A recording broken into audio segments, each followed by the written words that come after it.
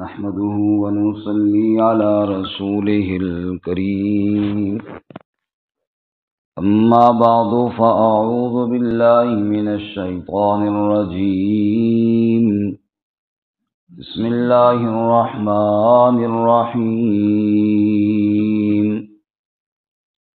ولا تقتلوا النفس التي حرم الله إلا بالحق ومن قتل مظلوما فقد جعلنا لوليه سلطانا فلا يسرف في القتل إنه كان منصورا ولا تقتلوا النفس اور نہ قتل کرو کسی جان کو التی حرم اللہ جس کا قتل اللہ نے حرام کیا ہے الا بالحق مگر حق کے ساتھ ومن قتل مظلوما اور جو شخص قتل کر دیا گیا مظلوما فقد جعلنا لولیہ سلطانا پس یقیناً ہم نے بنایا ہے اس کے ورثاء کے لیے غلبہ فلا یسرف فی القتل پس اسراف نہ کرے قتل میں انہ کان منصورا بے شک وہ مدد کیا ہوا ہے سبحان ربک رب العزت عما یصفون سلام علی المرسلین والحمد للہ رب العالمین اللهم صل على محمد وعلى آل محمد كما صليت على إبراهيم وعلى آل إبراهيم إنك حميد مجيد اللهم بارك على محمد وعلى آل محمد كما باركت على إبراهيم وعلى آل إبراهيم إنك حميد مجيد معزز سامعین، سورۃ الاسراء کا چوتھا رکوع آیت نمبر 33 تلاوت کی ہے۔ اللہ رب العزت اس کے مطابق صحیح بیان کی توفیق عطا فرمائے اور ہمیں قرآن و سنت پر عمل کرنے کی توفیق عطا فرمائے۔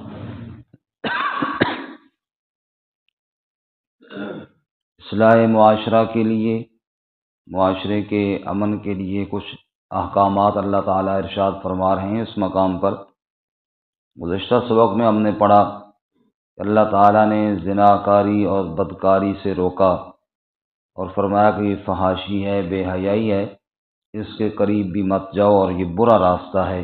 اللہ ہم سب کو محفوظ فرمائے آمین۔ اس کے بعد آج کے سبق میں ناحق قتل سے منع کیا گیا ہے، چونکہ معاشرے کے امن کے لیے قتل سے اجتناب ہونا بہت ضروری ہے، اور رزق کی فراوانی بھی ضروری ہے، لیکن اس سے زیادہ امن کا ہونا ضروری ہے۔ حضرت ابراہیم علیہ السلام نے اہل مکہ کے لیے جب دعا کی تو سب سے پہلے امن کی دعا کی، رب اجعل ھذا البلد آمنا، اے اللہ اس شہر کو امن والا بنا، وارزق اہلہ من الثمرات، رزق کی پھر دعا کی، یا اللہ ان کو رزق بھی عطا فرما، لیکن پہلے امن کی دعا کی۔ انسان کے پاس رزق کی فراوانی ہو لیکن امن نہ ہو، بد امنی ہو، بے چینی ہو، تو پھر اس رزق کا کیا فائدہ؟ اللہ ہمارے معاشرے میں، ہمارے ملک کو بھی امن عطا فرمائے آمین۔ تو فرمایا کسی کو ناحق قتل نہ کرو۔ حجۃ الوداع کے موقع پر جناب رسول اللہ صلی اللہ علیہ وسلم نے جو تاریخی خطبہ ارشاد فرمایا، اس میں آپ نے پوچھا کہ یہ کون سا مہینہ ہے؟ کہا یا رسول اللہ یہ تو حج کا مہینہ ہے، عزت والا، حرمت والا مہینہ ہے۔ فرمایا جی کون سی جگہ ہے؟ کہا جی عرفے کا میدان ہے، حج کا رکن اعظم یہاں پہ ادا ہو رہا ہے۔ فرمایا دن کون سا ہے؟ کہا جی جمعہ بھی ہے اور عرفہ بھی ہے، یعنی 9 ذوالحجہ بھی تھی اور جمعے کا دن بھی تھا۔ بڑا ہی مبارک دن تھا، یعنی دو فضیلتیں جمع ہو گئی تھیں۔ یہ ساری باتیں پوچھنے کے بعد حضور نے فرمایا ان دماءکم و اموالکم و اعراضکم حرام علیکم کحرمتکم فی یومکم ھذا فی بلدکم ھذا فی شہرکم ھذا۔ فرمایا بے شک تمہارے خون، تمہارے مال اور تمہاری عزتیں اسی طرح حرام ہیں جس طرح یہ جگہ اس مہینے میں اور اس دن میں حرمت والی ہے۔ یعنی جس طرح یہ جگہ عرفے کا میدان اور اس دن میں یعنی عرفے والے دن میں اور اس مہینے میں یعنی ذوالحجہ کے مہینے میں کتنی حرمتیں جمع ہو گئی ہیں، فرمایا اسی طرح ایک دوسرے کے مال، جان اور عزتیں بھی حرمت والی ہیں۔ جیسے کوئی شخص عرفے والے دن وہاں پہ ظلم کرے وہ ہر ایک آپ کو برا لگتا ہے، ایسے حضور فرماتے کسی کی بے عزتی کرنا، کسی کے خون کو بہانا اور کسی کے مال کو لوٹنا بالکل اسی طرح حرام ہے جیسے یہ حرمت والی جگہ ہے۔ تو فرمایا وَلَا تَقْتُلُوا النَّفْسَ، اور کسی روح کو، کسی جان کو قتل نہ کرو، الَّتِي حَرَّمَ اللَّهُ إِلَّا بِالْحَقِّ، جس کا قتل اللہ تعالیٰ نے حرام کیا ہے۔ ایک ہوتا ہے قتل خطا اور ایک ہوتا ہے قتل عامد۔ دونوں کا تذکرہ 5ویں پارے میں اگر وہ نکال لیں تو آیات سامنے آ جائیں گی کہ یہ قتل کرنا کتنا بڑا جرم اور گناہ ہے۔ صفحہ نمبر ہے 85 اور آیت نمبر 91 ختم ہو رہی ہے اور آیت نمبر 92 شروع ہو رہی ہے۔ سورت کا نام ہے سورۃ النساء۔ سورۃ النساء 5واں پارہ، آیت نمبر 91 ختم ہو رہی ہے اور آیت نمبر 92 شروع ہو رہی ہے۔ رکوع سے دیکھیں جی۔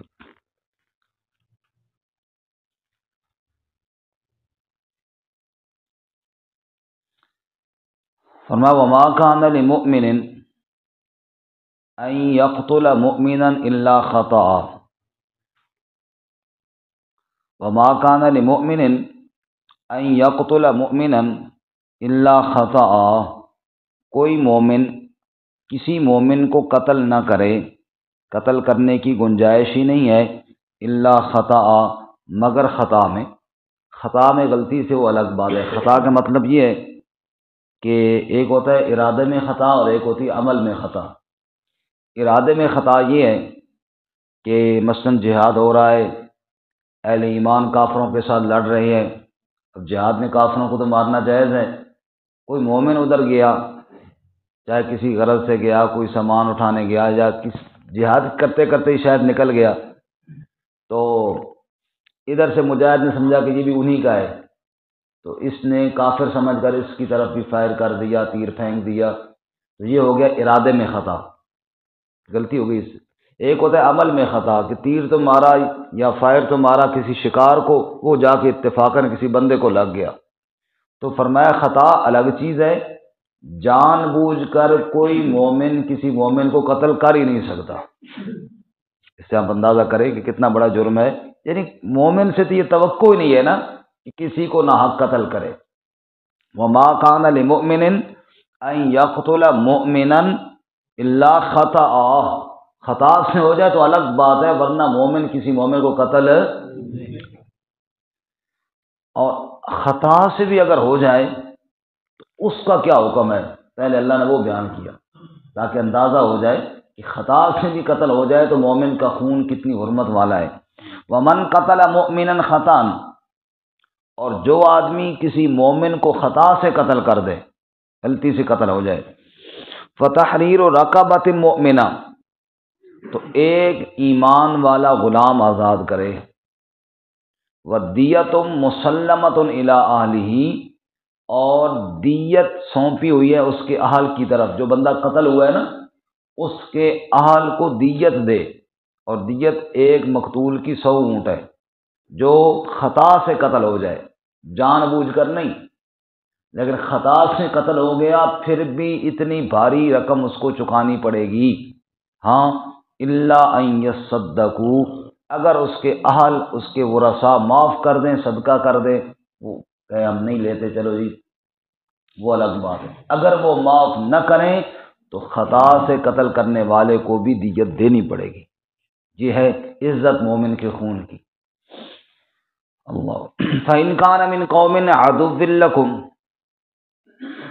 وَهُوَ مُؤْمِنٌ، اگر وہ شخص جو قتل ہوا ہے وہ اس قوم سے جو دشمن ہے، یعنی مسلمانوں قوم میں سے نہیں ہے، تھا اس قوم میں سے، لیکن وَهُوَ مُؤْمِنٌ، وہ شخص جو قتل ہوا وہ ایمان والا تھا، فَتَحْرِيرُ رَقَبَةٍ مُؤْمِنَةٍ، پھر دیت کوئی نہیں دینی، بس ایک غلام آزاد کرنا ہے، کیونکہ دیت تو دشمن ہے ہمارے، ان کے ساتھ جنگ ہو رہی ہے تو اس کو جا کے پیسے دے دیں، اے لو جی کمی رہ گئی تو پیسے لے لو، ان کو تو نہیں دیت دینی ہے، اب صرف ان کے ساتھ کیا کرنا ہے، غلام آزاد کرنا ہے۔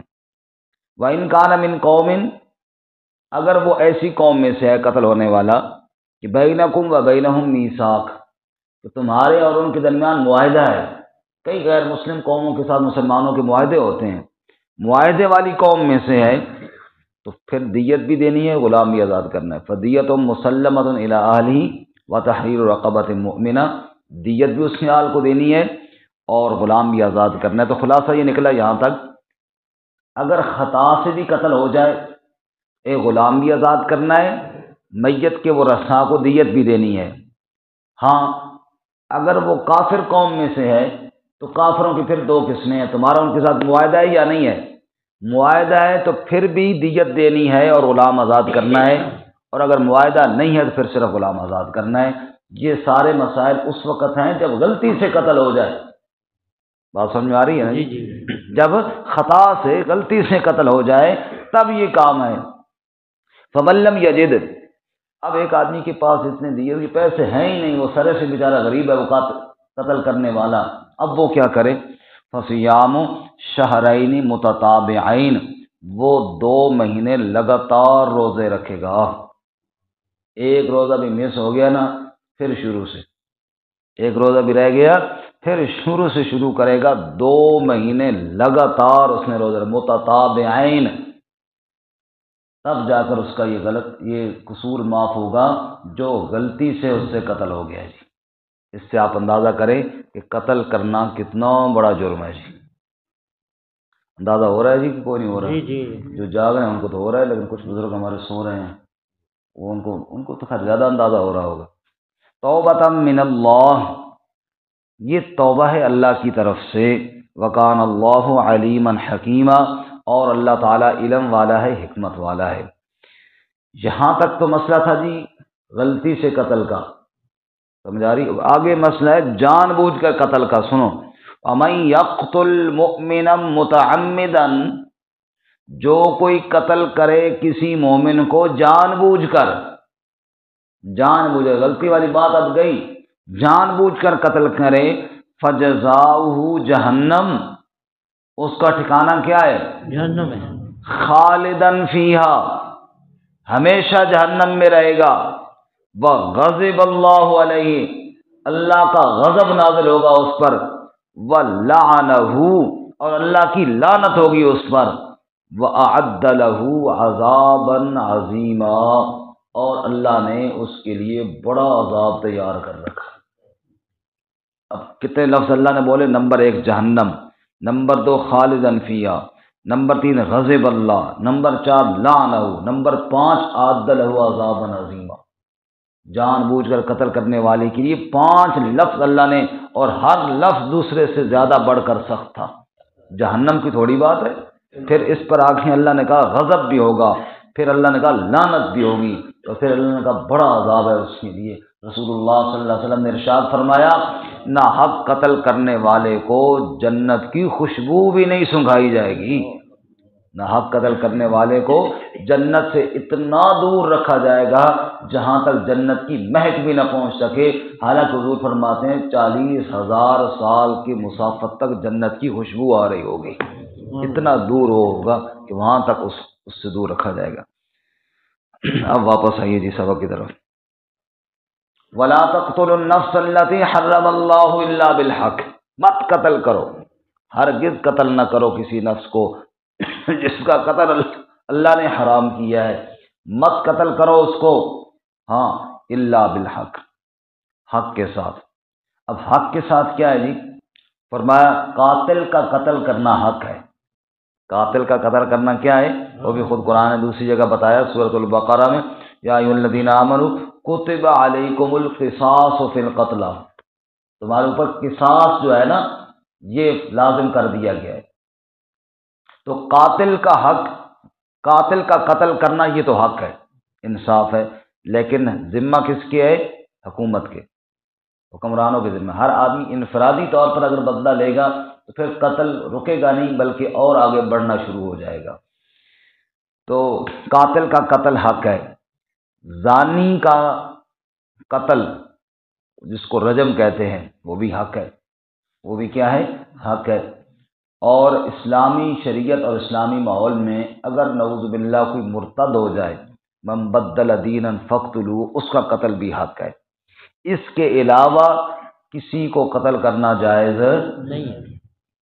اور یہاں پہ اللہ تعالیٰ نے کسی انسان کی بات تو نہیں کی، کسی نفس کی بات کی ہے، ذی روح۔ رسول اللہ صلی اللہ علیہ وسلم نے فرمایا بعض لوگ نشانہ پکانے کے لیے پرندوں کو ٹارگٹ کرتے ہیں کہ نشانہ پک جائے۔ اللہ کے نبی صلی اللہ علیہ وسلم نے فرمایا یہ ملعون لوگ ہیں جو ایک ذی روح کو بغیر کسی وجہ کے نشانہ بناتے ہیں۔ ایک تو وہ ہے نا کہ شکار کرے اور کھائے، پھر تو اس کی تو رخصت ہے، اور ایک یہ کہ ویسے نشانہ پکا کر رہا ہے، کسی ذی روح کو مار کے نشانہ پکا کر رہا ہے، تو اس سے بھی، اس پر بھی لعنت کی گئی ہے۔ اللہ تعالیٰ میں محفوظ فرمائے۔ آگے اللہ تعالیٰ فرماتے ومن قتل مظلوما، جو آدمی قتل کر دیا گیا مظلومن، ظلمن ایک آدمی نے کسی کو قتل کر دیا، اس فقط جعلنا لولیہ سلطانا، ہم نے اس کے ورثاء کے لیے، سلطان کہتے ہیں غلبے کو، دلیل کو، ان کے سلطان کے، اس کے ورثاء کے لیے ہم نے غلبہ اور دلیل بنا کے رکھی ہے، یعنی اس کے ورثاء کو یہ حق پہنچتا ہے کہ وہ اس سے دیت وصول کریں، جیسا کہ ابھی ہم نے سورۃ النساء میں پڑھ لیا ہے۔ یہ اس کے ورثاء کو اللہ تعالیٰ نے حق دیا ہے کہ وہ میت کی طرف سے دیت وصول کریں، یا میت کی طرف سے اگر اس نے جان بوجھ کر قتل کیا ہے تو بدلہ لیں، بدلہ لنوائیں اس سے، یہ ہم نے ورثاء کے لیے۔ تو لیکن ورثاء کو اتنی نصیحت کی گئی ہے کہ فلا یسرف فی القتل، قتل میں اسراف نہ کرے۔ کیا مطلب ہے؟ ایک آدمی نے تمہارے بھائی کو، تمہارے بیٹے کو مار ڈالا ہے، اگر جان بوجھ کر مارا ہے تو ٹھیک ہے، بدلے میں تم اس کو قتل کرواؤ، یہ تو ہوا ٹھیک، لیکن جیسا کہ عموماً ہوتا ہے، اچھا انہوں نے ہمارا ایک بندہ مارا ہے، ہم ان کے 4 بندے ماریں گے، ہم ان کے 3 بندے ماریں گے، تو فلا یسرف فی القتل، یہ ہو گیا قتل میں اسراف، زیادتی۔ تو فرمایا کہ ٹھیک ہے تمہیں حق تو ہے، لیکن دھیان کرنا کہ کہیں پھر تم ظالم نہ بن جانا۔ اسی طرح سورۃ البقرہ میں فرمایا کتب علیکم القصاص فی القتلی الحر بالحر والعبد بالعبد والانثى بالانثى، فرمایا غلام غلام کے بدلے میں، آزاد آزاد کے بدلے میں، عورت عورت کے بدلے میں، مطلب یہ ہے کہ برابری ہونی چاہیے اس میں۔ ومن عفی لہ من اخیہ شیء فاتباع بالمعروف واداء الیہ باحسان، اور اگر اس کے ورثاء کوئی چیز معاف کر دیتے ہیں، مثال کے طور پہ جو دیت بنتی ہے، کہتے ہیں چلو جی آدھی دے دو، ہم آدھی معاف کر دیتے ہیں، اللہ فرماتے ہیں اب اس کو جلدی دیت پوری کر کے دینی چاہیے جتنی طے ہوئی ہے، تاکہ مزید آگے حالات بگاڑ کی طرف نہ جائیں بلکہ صلح اور امن کی طرف جائیں۔ اس لیے فرمایا فلا یسرف فی القتل، قتل میں انصاف، اسراف نہ کرے، حد میں نہ بڑھے۔ اسراف یہ ہو گیا ایک کی جگہ پہ 2 قتل کر دیے، ایک کی جگہ پہ 3 بندے مار ڈالے، یہ اسراف ہو گیا۔ یا قتل کرتے وقت اذیت دے دے کے مارا، جیسے کہ بعض لوگ کرتے ہیں، ظلم کرتے ہیں، ہاتھ کاٹ دیا، پاؤں کاٹ دیا، پھر یوں ٹکڑے ٹکڑے کر کے آخر میں جا کے قتل کیا، تو یہ بھی ظلم ہے۔ اس سے منع کہ کس کو قتل کرنا ہے تو اچھی طریقے سے قتل کرو، ختم کرو، یہ ٹکڑے ٹکڑے کرنا، کسی کو اذیت دینا، مار پیٹ کرنا، پھر جا کر مارنا، گھسیٹنا، پھر جا کے قتل کرنا، یہ چیزیں کیا ہے؟ اسراف ہیں، یہ ظلم ہے۔ فلا یسرف فی القتل، قتل میں اسراف نہ کرو۔ انہ کان منصورا، وہ میت کے ورثاء اگر انصاف کے ساتھ قائم رہیں، ظلم سے اپنے آپ کو دور رکھیں، بدلے کی حد تک اللہ کہتے ہیں ان کی مدد کی جائے گی، اللہ کی طرف سے بھی ان کی مدد ہوگی، اور انشاءاللہ مسلمانوں کی طرف سے بھی ان کی مدد ہوگی، لیکن یہ دھیان کریں کہ وہ حد سے بڑھ نہ جائیں، ظلم نہ کریں۔ اللہ تعالیٰ قرآن و سنت پر عمل کی توفیق عطا فرمائے۔ ارشاد باری تعالیٰ ہے وَلَا تَقْتُلُوا النَّفْسَ الَّتِي حَرَّمَ اللَّهُ إِلَّا بِالْحَقِّ، کسی نفس کو نہ قتل کرو جس کا قتل اللہ نے حرام کیا ہے مگر حق کے ساتھ۔ وَمَن قُتِلَ مَظْلُومًا فَقَدْ جَعَلْنَا لِوَلِيِّهِ سُلْطَانًا، جو مظلوماً قتل ہو گیا ہم نے اس کے ورثاء کے لیے غلبہ بنایا ہے، دلیل بنائی ہے۔ فَلَا يُسْرِف فِی القتل، قتل میں اسراف نہ کریں، إِنَّهُ كَانَ مَنصُورًا، بے شک وہ مدد کیا